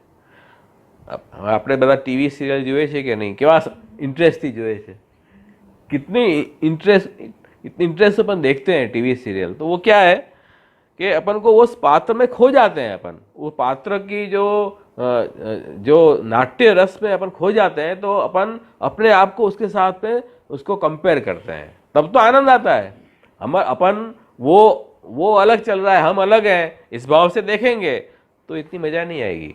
तो दोनों में कुछ समानता, कॉमन फैक्टर रख के फिर अपन उसको देखते हैं तो आनंद आता है। तो गोपी जनों को भी ये भाव प्रभु में आया है कि ये नट वपु है, नट समान। ठाकुर जी तो देखो वो लौकिक व्यक्ति में तो इतने लिमिटेशन है कि वो वहाँ केवल उसको आर्टिफिशियली आपके सामने वो कैरेक्टर को ला सकते हैं, वास्तव में तो वो है नहीं। जैसे ये अपने महाभारत रामायण में सब लोग जो पात्र बने तो वास्तव में वो ऐसे थोड़ी हैं, तो ऐसे आर्टिफिशियल वो प्रयत्न करते हैं। हमने हमारे में वो नाट्य रस आता भी है। भगवान तो सभी जगह मौजूद है, अंदर बाहर सब जगह मौजूद है। तो जहाँ प्रभु साक्षात प्रत्यक्ष में नहीं विराज रहे हैं, परोक्ष हैं, वहाँ भी भगवान तो अपने हृदय में तो विराज ही रहे हैं। तो इसलिए अपने कहते हैं कि स्वप्न भी अगर प्रभु का आए तो उसको मिथ्या नहीं मानना चाहिए, प्रभु के सपनों को सत्य मानना चाहिए। ठाकुर जी तो सब जगह विराजते हैं, अंतर बाहर सब जगह विराज रहे हैं, ये प्रभु की व्यापकता है। तो इसी कारण यह कह रहे हैं कि ठाकुर जी नट वपु भी हैं और वर वपु भी हैं। जब ठाकुर जी साक्षात प्रत्यक्ष विराजें तब वो अपन कोई वस्तु सब सामग्री प्रत्यक्ष हो तो उसका भोग अपन कर सकते हैं, और प्रत्यक्ष नहीं है परोक्ष में उसका स्मरण करके उसका आनंद लें अपन। तो ठाकुर जी तो दोनों तरह से अनुभव करा सकते हैं अपन को, यूँ कह रहे हैं। जैसे अपन जिसके फैन है, जिस सेलिब्रिटी के कभी कभार मौका आ जाए, चलो 10 मिनट भी बात कर लेंगे, कभी मिल जाए तो हमको ऑटोग्राफ दे दें, या कभी मिल जाए तो बातचीत कर लें, तो अपन को आनंद आ जाए, संयोग प्राप्त हुआ। और नहीं हो तो ऐसे ही पिक्चर देख के और उसे फोटो देख के और संतोष मान लेते हैं। तो ये ऐसा है ना, प्रभु में ये लिमिटेशन नहीं है। प्रभु तो साक्षात जब विराजे तब भी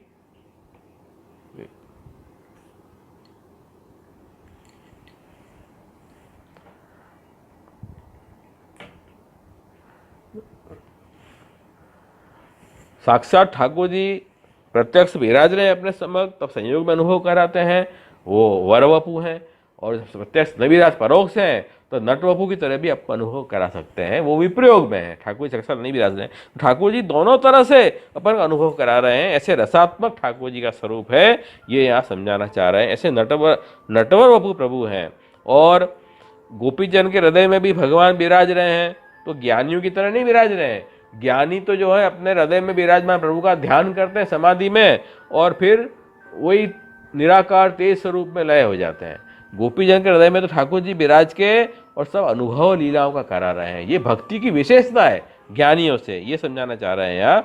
तो ये मतलब भगवान ने गोपीजनों को रस को दान करने के लिए वपु धारण किया है। वपु मतलब एक स्वरूप, एक शरीर धारण किया है। वो शरीर अलौकिक है, अपने ऐसा पंच महाभौतिक शरीर नहीं है, वो आनंदात्मक शरीर एक धारण तो किया है ना। वो कैसे है, जैसे श्री महाप्रभु जी ने एग्जाम्पल दिया यहाँ कि जैसे कोई मनुष्य है, किसी को कोई पेय पदार्थ पिलाना चाहता है, भाई ये आप पियो, तो कैसे पिए, पात्र बिना कैसे पिएंगे? पात्र तो ये पात्र होगा तब हम वो पी सकते हैं। तो ठाकुर जी ने भी अपना जो रस है, आनंद का रस, उसको अपने भक्तों को दान करने के लिए आपने श्रीअंग रूप पात्र आप स्वयं बने हैं। वो वपु है, नट वपु वर वपु, श्रीअंग रूप पात्र बने हैं, और उसमें उस रस को धर के गोपीजनों को पिलाया है। ये रस का दान आप कर रहे हैं, तो ये श्रीअंग रूप पात्र बनाया। और आपने अब ये तो ठाकुर जी का श्रीअंग भी रस रूप है, और श्रीअंग में विराजमान रस भी रस रूप है। प्रभु में तो कोई भेद नहीं है, अपने ऐसा लौकिक शरीर तो है नहीं कि उसमें चेतना आत्मा अलग है, शरीर नाशवंत जड़ है, ऐसा तो प्रभु में है नहीं। प्रभु तो आनंद मात्र करपद मुखोदरा लिए हैं, ऐसे भगवान का स्वरूप है, ऐसे रसात्मक स्वरूप है। और ऐसे रसात्मक स्वरूप को गुप्त रखना चाहिए। रस है, रस कब तक आनंद देगा, गुप्त रहेगा। तो अगर उसको रस को प्रकट कर देंगे तो वो रस भी आनंदात्मक नहीं रह जाएगा।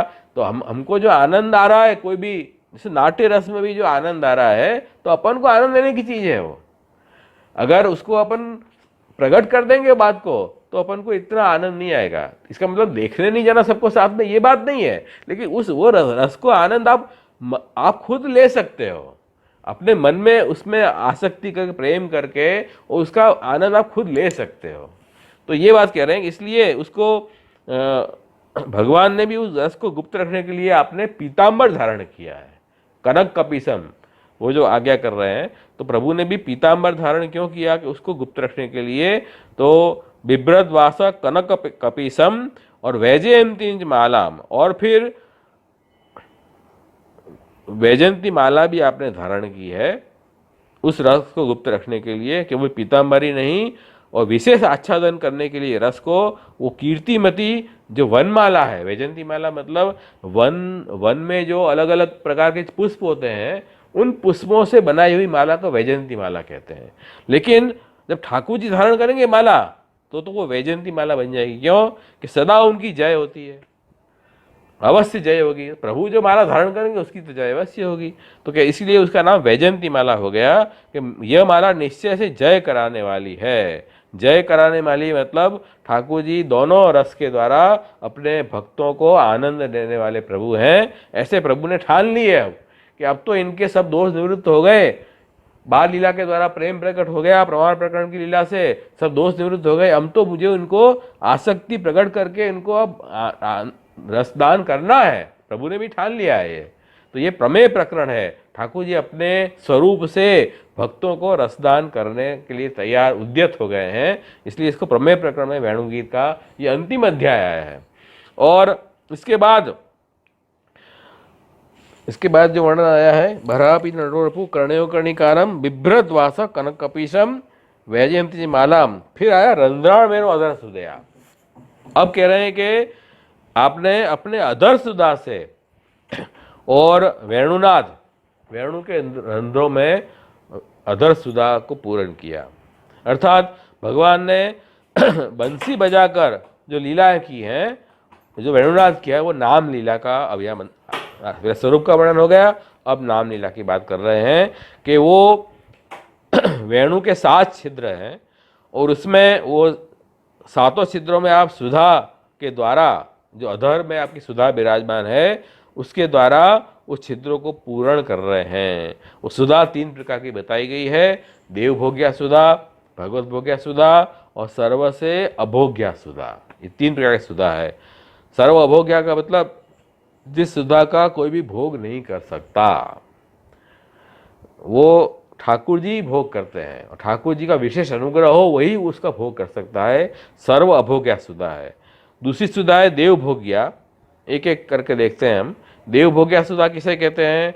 कि जिसका देव भोग कर सकते हैं। यहाँ देव कौन? स्वर्ग में रहने वाले देवता है कि नहीं, वो नहीं है।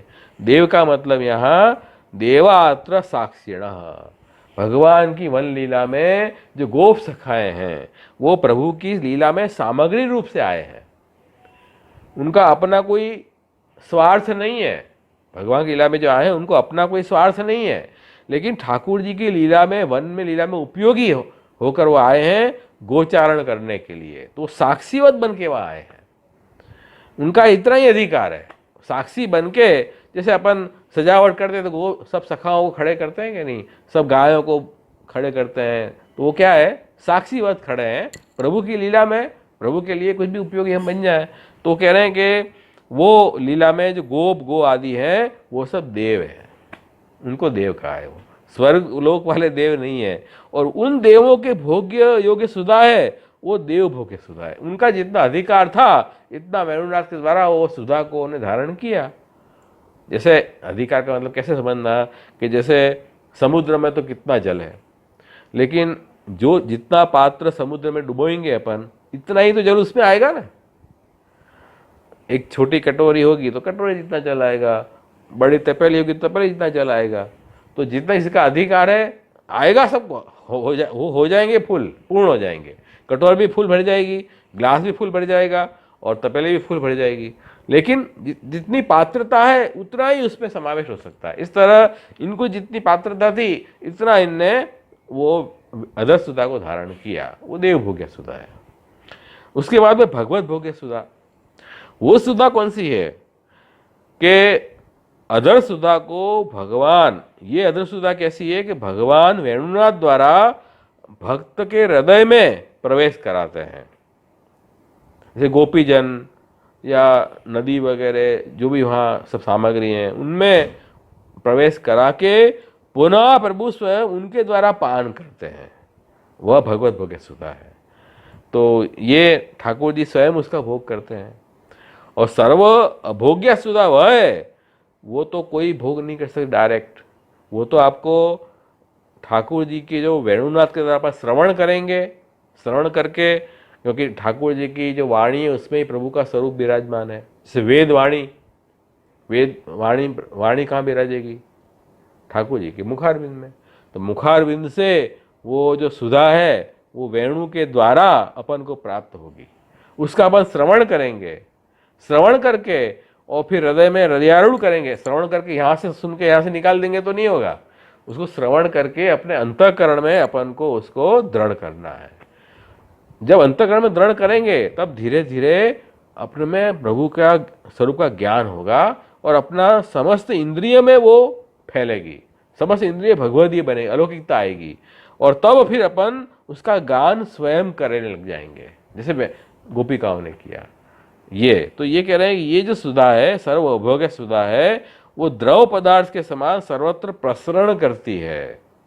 तो ये जो ये सुधा जो है वो हृदय में प्राप्त होगी, हृदय सर्व इंद्रियों में प्रसरण करेगी, वो सुधा ये है। तो ये सर्वभोग्य सुधा, ये तो जो उत्तम जो है अधिकार वाले उनको ही प्राप्त होती, सबको प्राप्त नहीं होती है। तो ये यहीं बता रहे हैं कि ये कर्ण द्वारा इसका पान होगा, मुख के द्वारा पान नहीं होगा। ये सुधा का कोई किसी को अधिकार नहीं है इसको। तो यह सुधा कर्ण द्वारा हृदय में पहुंचकर सर्व इंद्रिय में फैलकर और सबको भगवदीय बना देती है, ऐसी ये सुधा है। ये ब्रह्मानंद से भी अधिक आनंद रूप है, क्योंकि देखो अपने उपनिषद, अब गुरु के द्वारा अपन उपनिषद सुने, अपना अंतःकरण निष्काम हो जाए, सब दोष निकल जाए, फिर गुरु अपन को उपनिषद का ज्ञान दे, तब अपन ब्रह्मानंद का अनुभव कर सकते हैं, ऐसा है अपने यहाँ। लेकिन ये जो सुधा है तो साक्षात ठाकुर जी पुरुषोत्तम अपन को अपने अधर्म विराजमान सुधा देवें, तो वो तो केवल ब्रह्मानंद नहीं है, भजनानंद स्वरूपानंद का दान अपन को करने वाली सुधा है। तो ये सुधा के श्रवण के बाद गोपीजन निष्काम हो गई और भगवत गुणगान करने में समर्थ होती हैं, ये ऐसी सुधा है।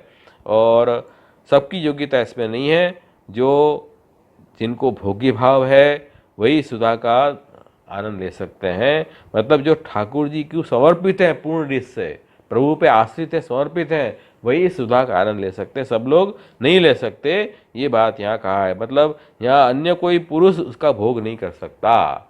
स्त्री भाव मतलब यहाँ पुरुष जाति, स्त्री भाव जाति से नहीं है, यहाँ हम प्रभु के लिए हैं, प्रभु के भक्त हैं, हम दास हैं, ये भाव की दृढ़ता से ही इस सुधा को हम पान कर सकते हैं, ऐसे यहाँ बताया है। तो इसलिए कह रहे हैं कि ये ठाकुर जी की अधर सुधा है। और इसमें जब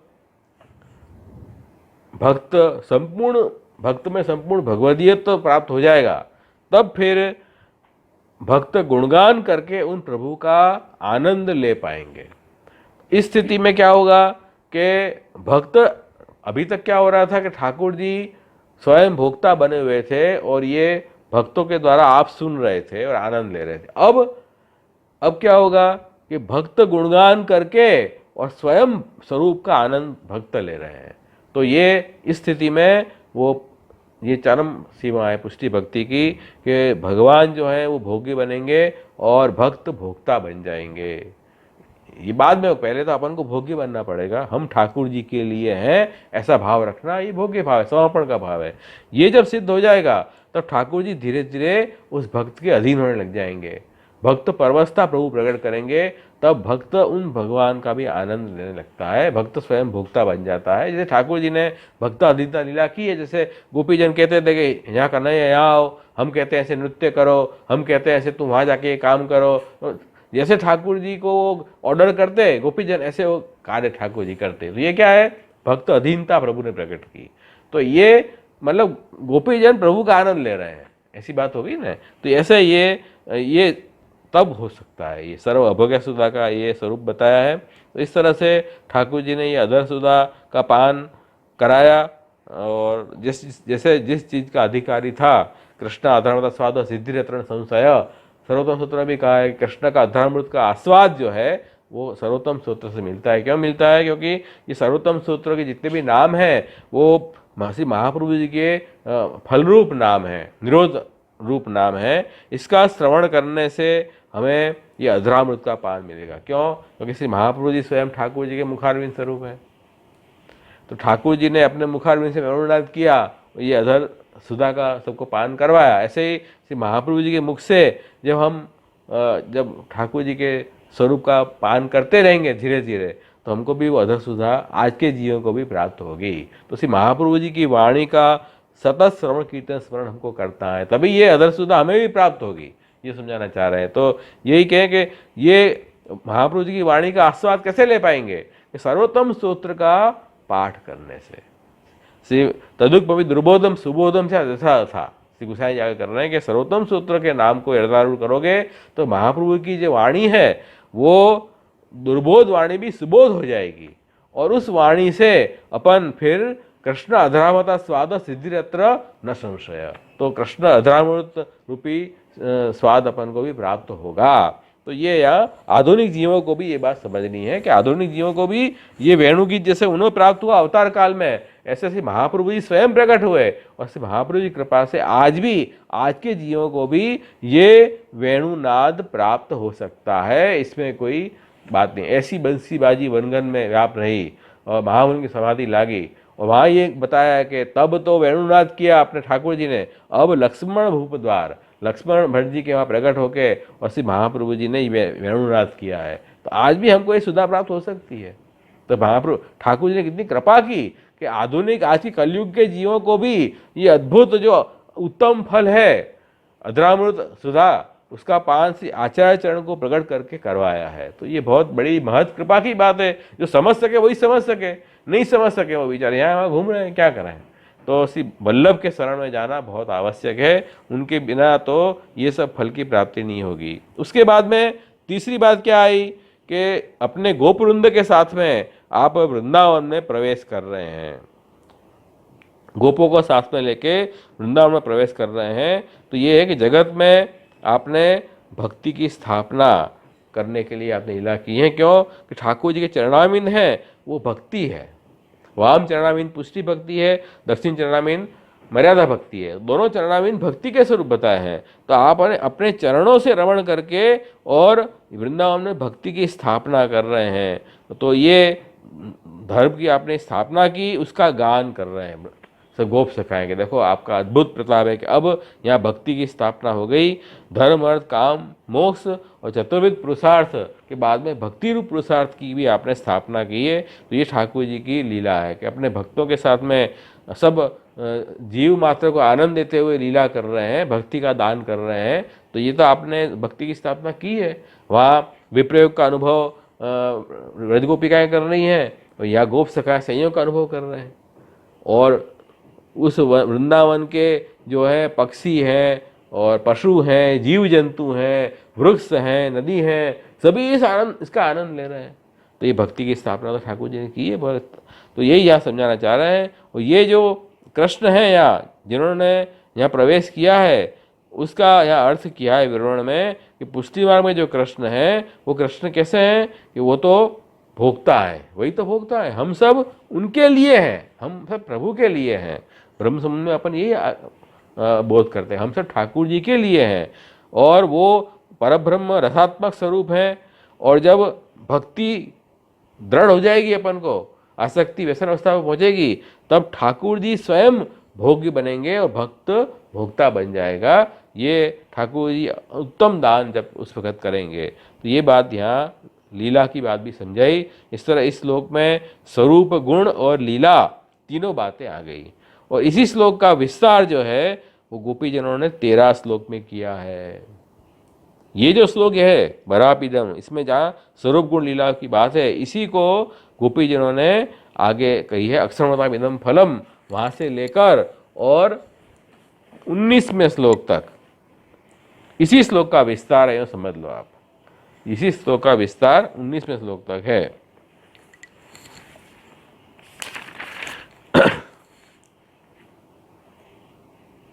अक्षरवतां फलमिदं न परम विदामः सख्य पशु ननु विवेशयतो वयस्यै वक्त्रं व्रजे सुतयो अनुवेणुजुष्टम यैर्वा नीपीतमनुरक्त कटाक्ष मोक्षम। अब यहाँ ये 7वें श्लोक से गोपीजन आपस में भगवान के स्वरूप गुण लीलाओं का वर्णन करना शुरू किया। इसको अपन वेणु गीत कहते हैं। ठाकुर जी ने वेणुनाद किया और वो वेणुनाद के द्वारा प्रभु ने अपने उत्तम स्वरूप को उनके हृदय में पधराया। उन्होंने सुना वेणुनाद, सुन के स्वरूप हृदयारूढ़ हुआ गोपीजनों के। अब गोपीजन जो है वो गान करने लगी, प्रभु गुणगान करने लगी। उसी भावना से हमें भी गुणगान आज भी करना है। उन प्रभु के स्वरूप का गुणगान अपन को आज भी गोपीजनों ने किया, ऐसे अपन को भी करना है। कैसे कर रहे हैं तो देखो, हमें इसमें पहले जो 4 श्लोक हैं, यहाँ महाप्रभु जी ने कारिका में उसका अर्थ बताया है कि पहले 7 और 8 श्लोक जो हैं उसमें ठाकुर जी का स्वरूप का वर्णन किया है।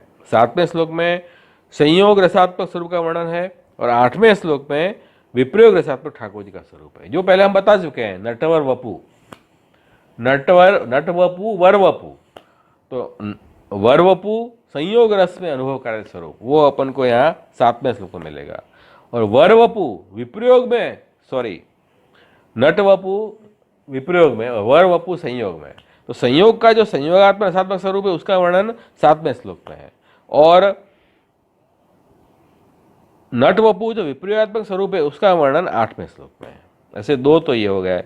उसके बाद में वेणु में जो पूरण अधर रस का पूरण किया है उसका वर्णन 9वें श्लोक में है। गोप्यो किमाचरदयम कुशलम स्म वेणु दामोदर अधर सुधामपि गोपिका नाम, ये श्लोक से है। ये वेणु पूरण का वर्णन है। और स्वच्छंदता से प्रभु ने वृंदावन में रमण किया है उसका वर्णन 10वें श्लोक से है। ऐसे 7 और 8 में प्रभु के स्वरूप का वर्णन है, 9वें श्लोक में वेणु पूरण का वर्णन है, और 10वें श्लोक में स्वच्छंदता से चरणों से आप पधार रहे हैं वृंदावन में उसका वर्णन है। और 11वें श्लोक से लेके 11, 12, 13, 14, 15, 16 ये 6 श्लोकों में, 11 से 16 श्लोक, 6 श्लोकों में प्रभु ने जो वेणुनाद किया उसमें अपने धर्म प्रकट किए। पुष्टि मार्गीय जो धर्म है, ऐश्वर्य, वीर्य, यश, श्री, ज्ञान और वैराग्य। तो वेणुनाद के प्रभाव इन वहाँ के वन के जो हिरणी है, नदी है, जो देवों की अप्सराएं हैं, जो वन में जो गाय हैं, गाय के बछड़े हैं, और जो मेघ है, बादल, उनमें उन वेणुनाद का क्या प्रभाव पड़ा वो उस पर दिखाया है।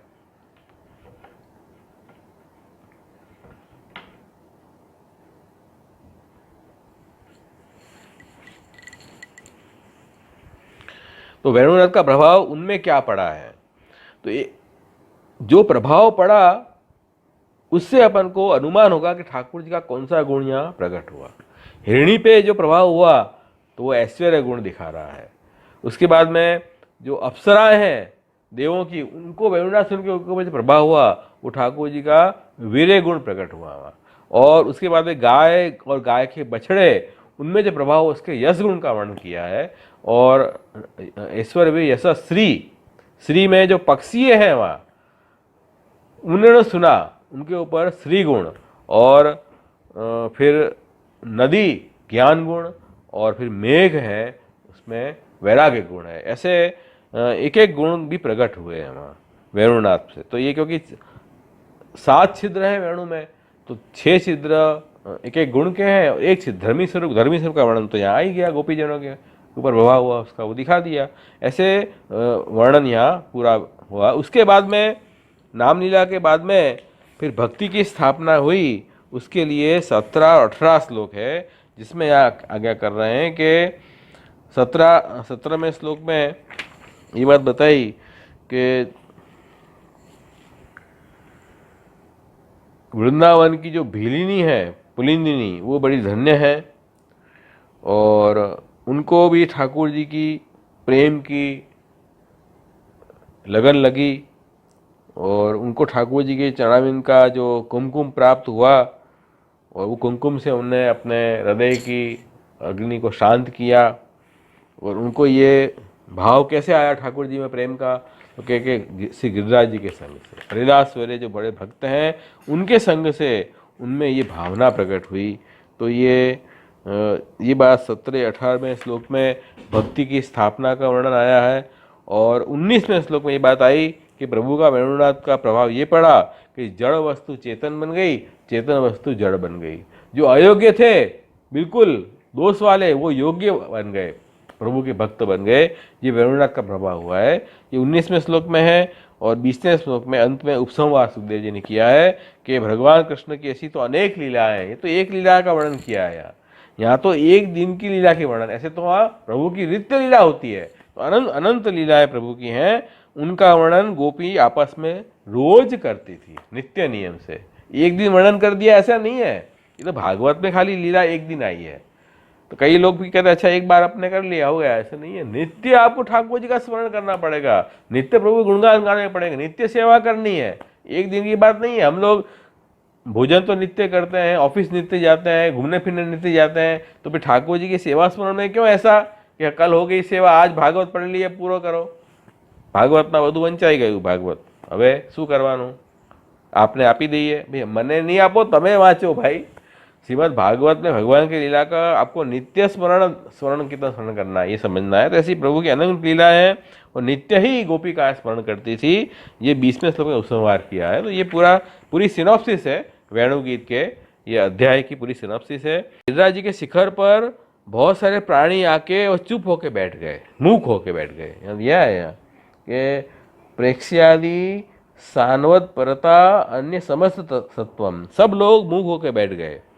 तो यहाँ एक क्यों दिया कि कह रहे हैं कि मूक भाव का तात्पर्य ये यहाँ है कि भगवान की भक्ति के साथ उनको ज्ञान भी हुआ कि ठाकुर जी आनंदात्मक रसात्मक स्वरूप हैं, इनकी लीला आनंदात्मक, इनके दर्शन करने चाहिए।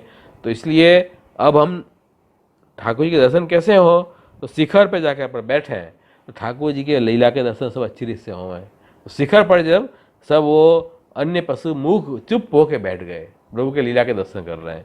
तो वृंदावन के जो वृक्ष हैं, नदी हैं, ये मयूर हैं, पक्षी हैं, सब आदिदेविक हैं। ये कोई जड़ प्राणी नहीं समझो, ये लीला की सामग्री है सब। तो ये भगवत लीला के दर्शन करने लगे, तो इससे उनके दोष भी नष्ट हो गए। वेणुनाथ के कारण उनमें अलौकिकता प्रकट हो गई और उनको लीला दर्शन हो रहा है। इस तरह से वो अपना स्थान छोड़ के और वहाँ गिरिराज जी पे आकर बैठ गए और प्रभु की लीला में तन्मय हो रहे हैं। ये वृंदावन की भूमि का महात्म्य है। तो वृंदावन की भूमि में अपन जाएँ तो अपने हृदय में भी इस प्रकार की भक्ति की तन्मयता हो, तब तो व्रज में जाना काम का है। तो यहाँ से यहाँ घूम फिर के और फिर आ गए, अरे वहाँ तो ये था, ये अच्छा नहीं था, वो अच्छा नहीं था, थोड़ी बहुत दोष दृष्टि कर आ गए, उससे कुछ लाभ नहीं होगा। वृंदावन में इस भाव से जाओ कि ठाकुर जी आज भी वहाँ वेणुनाथ कर रहे हैं, आज भी रूह की लीला नित्य लीला हो रही हैं, और ये व्रज के पशु पक्षी वृक्ष सभी स्वरूपात्मक हैं और प्रभु का आनंद दे रहे हैं। इस भाव से अपन जाएँ और प्रभु की लीला में, प्रभु के स्वरूप में तन्मय होकर अपन जाए व्रजभूमि में, तो व्रज का आनंद वास्तव में लिया अपन ने। नहीं तो फिर अब अगर वो नहीं हो रहा है तो अपन को व्रज में जाके क्या करना है? व्रज में ठाकुर जी की सेवा और सत्संग के अलावा और कुछ कार्य करना ही नहीं। तब तन्मयता आएगी ना, नहीं कैसे तन्मयता आएगी?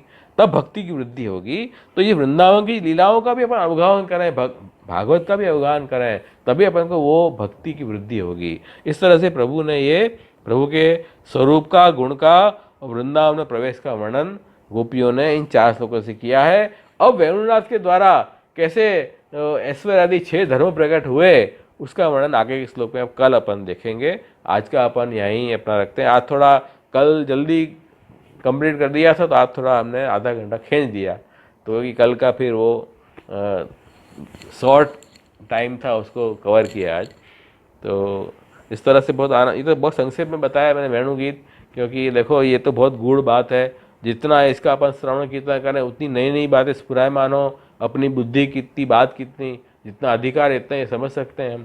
तो इसको तो नित्य नियम से अपन को स्वाध्याय में रखना पड़ेगा। नित्य नियम से श्रवण करेंगे, कीर्तन करेंगे, तब प्रभु कृपा से धीरे धीरे इसका हार्द अपन को समझ में आएगा। एक बार सुन लिया और पढ़ लिया, हो गया, हमने तो वेद विदित कर लिया, ऐसे नहीं होता है। ये बहुत गूढ़ वाणी है सब। और महाप्रभु जी की सुबुद्धि बड़ी गूढ़ वाणी है, इसको तो निरंतर अभ्यास करना पड़ता है।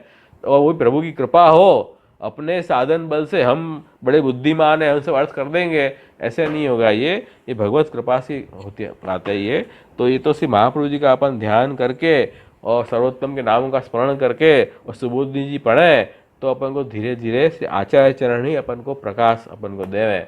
तो जो समझ में थोड़ा बहुत आया बताया है, कल अपन इसका आगे का श्लोकों का भी अवगाहन करेंगे। तो आज अपन यहीं अब समापन करते हैं आश्रय का पद गान करके। दृढ़